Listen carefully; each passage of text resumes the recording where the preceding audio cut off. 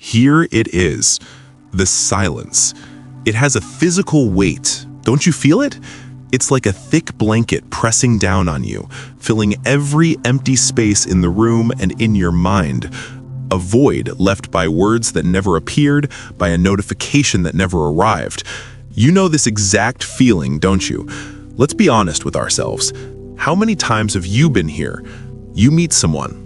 The date wasn't just good, it was fantastic. Her laughter is still echoing in your ears. The conversation flowed naturally, effortlessly, as if you'd known each other for a long time. You felt a spark, a connection you haven't felt in a long while. You get home, a smile still on your face. You follow all the rules you've read. You wait a reasonable amount of time, not wanting to seem too eager, too needy. Then, with your heart beating just a little bit faster, you send it. A simple, natural, and sincere text. I had a really great time tonight. Hope you made it home safe. You hit send. A sense of relief washes over you. You've done your part. And then you wait. An hour goes by. She's probably in the shower. You tell yourself. 2 hours pass. Maybe she's talking to her roommate. The next morning, you wake up, and the very first thing you do, before even rubbing your eyes, is grab your phone. Your heart sinks. Still nothing. And that's when it begins.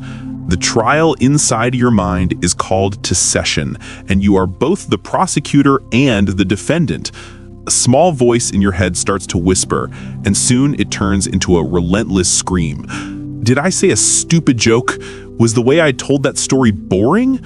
She must be texting some other more interesting guy. Maybe I read all the signals wrong. I'm such an idiot. And the final killer question, am I not good enough? It's astonishing how the silence from a small electronic device can have such terrifying power. It can transform a confident, accomplished man into an insecure, anxious teenager in a matter of hours. It can poison the inner peace you've worked so hard to build. But what if I told you that all of this entire drama of suffering, is based on a profound misunderstanding? What if I told you that her silence isn't a verdict on your worth, but is actually an opportunity, a golden opportunity to forge an inner strength that no one, no text message, no external approval can ever take away from you? In this video, we're not going to talk about cheap psychological tricks or push-pull tactics to get her to respond. We will not be analyzing every punctuation mark or emoji in her last text. No, we're going to do something much deeper and more meaningful. We're going to turn to the ancient wisdom tested over thousands of years of the great Stoic philosophers, Emperor Marcus Aurelius, statesman Seneca, and the slave-turned-teacher Epictetus. Together, we will discover what it really means when she doesn't call back, and more importantly, how to turn that moment of intense anxiety into the foundation for a stronger version of yourself. Let's begin this journey together. First, we need to dissect this monster. Why do we care so much? Why do a few pixels on a screen hold so much power over our mental state? In modern psychology, there's a perfect storm happening inside us. First, and at the core of the issue, is the basic human need for validation and belonging. Psychologists call this social motivation. Our ancestors survived by belonging to a tribe. Being rejected meant death. Our brains, over millions of years of evolution, still retain that primitive wiring. So when you don't get a text back, your brain doesn't just think, oh, she's busy. It triggers a survival-level red alert. Danger, you might be cast out of the tribe. That's why the feeling is so visceral and painful. It's an outdated survival response in the modern world. Second, we live in an economy of attention and dopamine. Social media and messaging apps are intentionally designed to exploit our brain's reward system. Every notification, every like, every reply is a small hit of dopamine, a chemical drug that makes us feel good. When we send a text and wait, we've unconsciously created an open dopamine loop. We are anticipating the reward. When that reward doesn't come, we don't just feel disappointed, we feel a form of withdrawal. We check our phones compulsively, seeking our fix, and each time we see nothing, the anxiety intensifies. And this leads to the third reason, a psychological phenomenon known as negativity bias. Our brains are hardwired to pay more attention and remember negative experiences more than positive ones. This is another survival mechanism. It was more important to remember which berries were poisonous than which flowers were beautiful. So when faced with an ambiguous situation like silence, our minds will default to filling the void with the worst-case scenarios. It doesn't think, she's probably having a productive day. It jumps immediately to the conclusion, it must be my fault. The truth is, there are countless perfectly normal reasons, completely unrelated to you, that she might not be texting back. 1. She is genuinely busy. Imagine her day. Maybe she's a nurse in the middle of a 12-hour shift, a lawyer preparing for a court case, or simply someone dealing with an urgent family matter. Her world does not revolve around your phone. 2. She is not a big texter. Some people don't live on their phones. They see a message, make a mental note, and plan to reply when they're done with their tasks. To them, a few hours or a day of silence is no big deal. 3. She is thinking. If she actually likes you, she might not want to send a rushed reply. She could be thinking of something witty and intelligent to say to keep the conversation going. 4. And yes, we have to face this possibility, she is not interested. Perhaps after the date, she felt the connection wasn't strong enough. This is a real possibility. But here's the problem. Trying to become a detective, analyzing every clue to figure out the real reason among these 5 possibilities or dozens of others, is a fool's game. Why? Because it is completely, 100% outside of your control. The real question isn't, why isn't she texting? The life-changing question is, while I don't know the reason, what kind of man will I choose to be? What will I do with my mind, my time, and my emotions? This is the moment we stop playing the modern game and start applying ancient wisdom. This is where Stoicism enters and sets us free. Stoicism isn't something complicated, reserved for bearded scholars. It's a practical operating system for the human mind.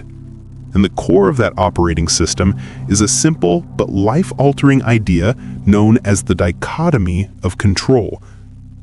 Epictetus, a man who experienced the harshest realities of life as a slave, taught that the secret to inner peace and freedom lies in drawing a clear line in the sand.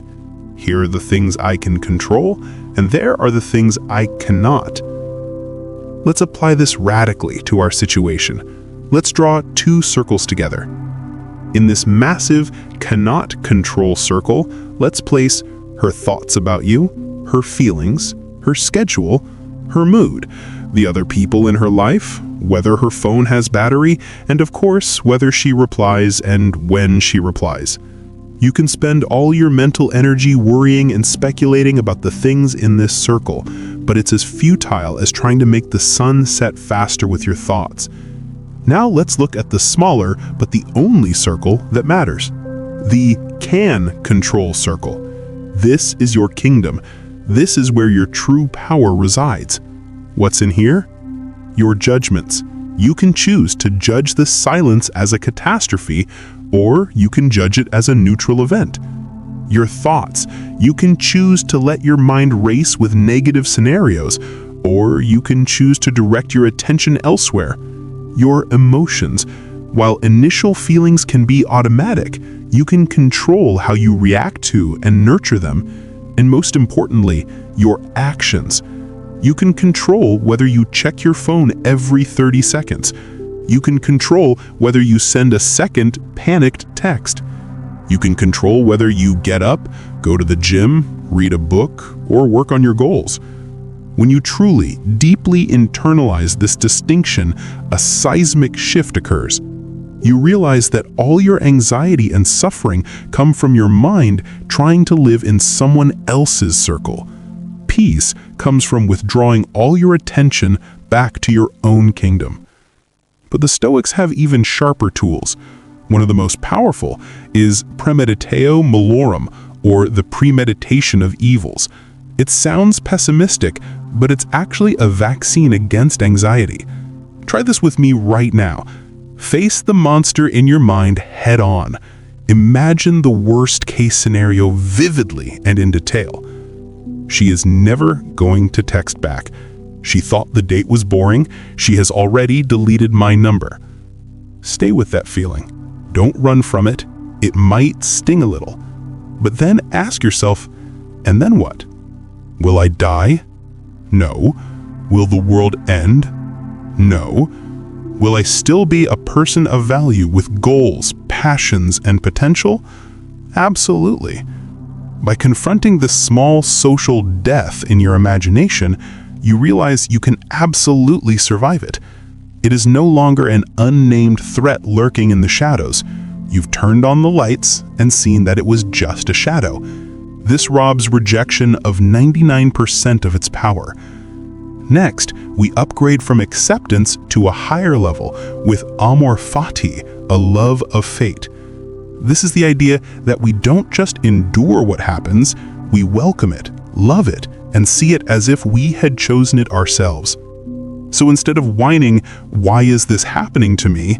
a practitioner of amor fati asks a much more powerful question. How is this happening for me?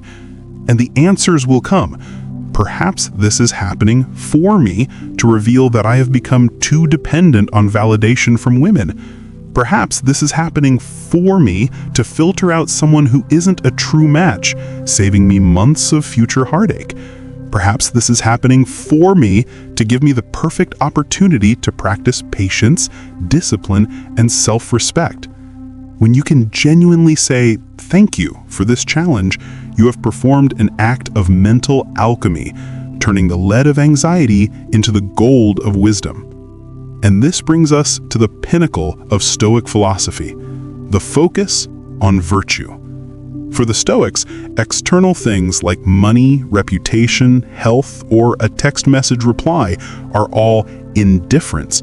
They are neither good nor bad. They are simply the raw material upon which we practice virtue. The only true good, the ultimate goal of life, is to live a life of virtue, which means to embody wisdom, justice, courage, and temperance. Whether she texts back or not doesn't make you a better or worse man, but how you react does. Do you choose to react with panic, a lack of courage, neediness, a lack of temperance, and irrational speculation, a lack of wisdom? Or do you choose to react with calm, temperance, acceptance of reality, wisdom, and facing the possibility of rejection, courage? Your peace should not be a temporary guest who can be kicked out at any moment by a stranger. It must be the master of the house. It must be the fortress built from within you with the bricks of character and virtue. This theory can be life-changing, but it remains just a theory if we don't turn it into concrete action.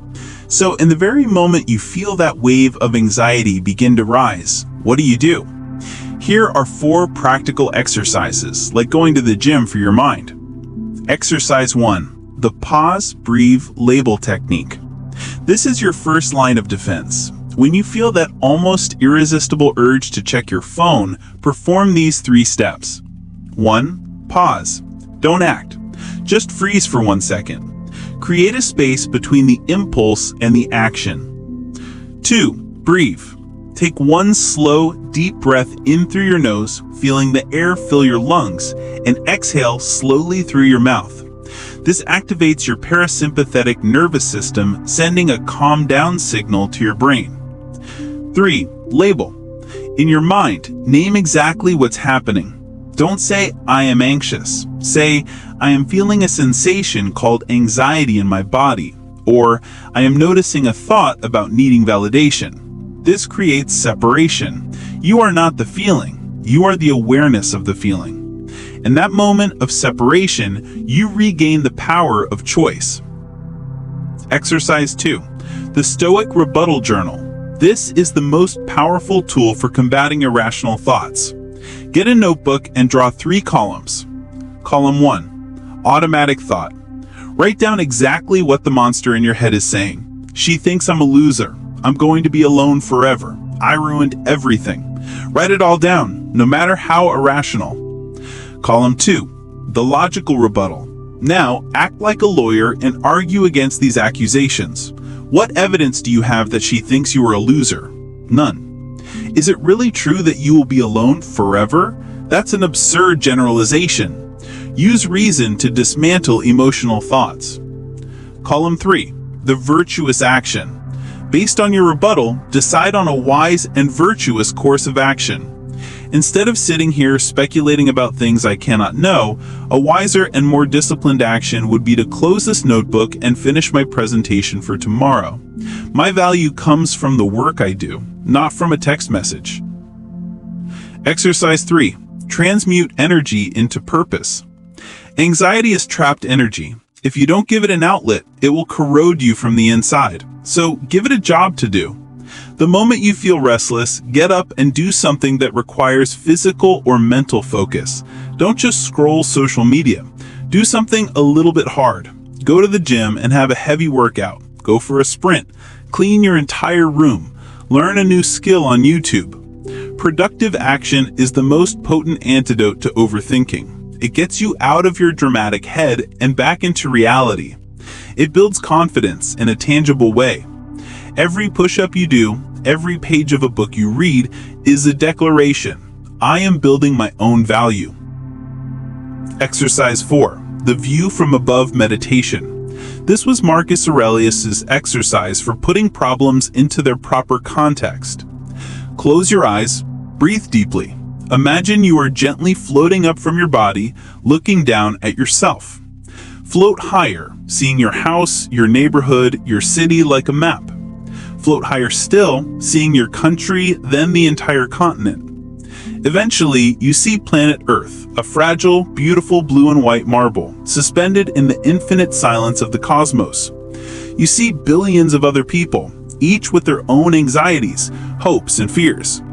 Now, from this vast perspective, look back at your problem, an unanswered text message. How important is it in the grand scheme of the universe and time? This exercise isn't meant to invalidate your feelings, but to remind you of the vastness of life and the smallness of most of our temporary worries. So, after all this analysis and practice, we return to the core question. Believe it or not, when she doesn't call or text you, what does it really mean? The answer, through the Stoic lens, is both simple and profound. Her silence means almost nothing about her. It could mean anything, and therefore, it means nothing. Trying to decipher it is like trying to read the future in tea leaves. Instead, her silence means everything about you. It means you are being given an opportunity to practice self-control and discipline. It means the universe is giving you a pop quiz on your self-worth, to see if it's built on the solid rock of internal character or on the shifting sands of external validation. It means you have a precious moment to remember an eternal truth. Your happiness, contentment, and peace are an inside job. They come from within, never from a notification on a screen. Her silence is not a problem you need to solve. It is a mirror reflecting your own inner state back at you. And if you don't like what you see, the anxiety, the insecurity, then that is a gift. It is a clear signal of the work you need to do, not on her phone, but within yourself. The next time you find yourself staring at a blank screen, see it as a mindfulness bell. Take a deep breath, remember the dichotomy of control. Retreat to your fortress, to your circle of control.